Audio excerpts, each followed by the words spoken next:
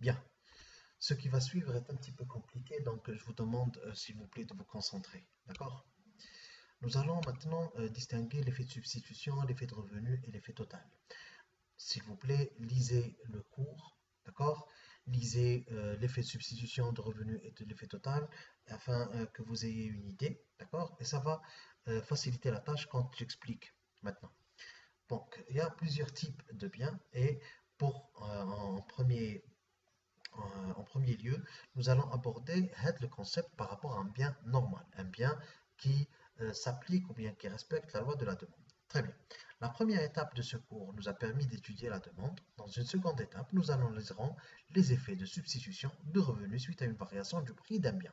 Donc, l'effet de substitution, revenu et l'effet total sont des conséquences d'une variation du prix d'un seul bien.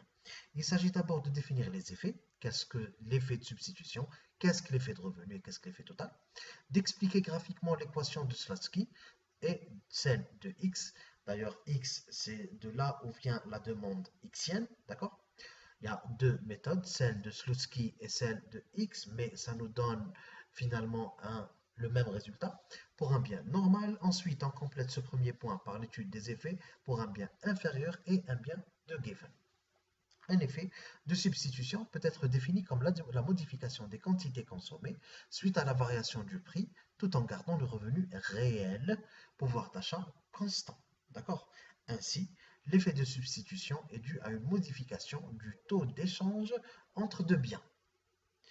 On définit un effet de revenu suite à la variation du prix comme le changement des quantités consommées dû à la seule modification du revenu réel, alors que le revenu nominal et le prix des autres biens restent constants. Ainsi, l'effet revenu est dû à une modification du pouvoir d'achat. De ce fait, suite à la variation du prix, on obtient l'effet total en additionnant l'effet de substitution et l'effet de revenu. J'en suis absolument certain que c'est un petit peu compliqué pour vous en tant qu'étudiant.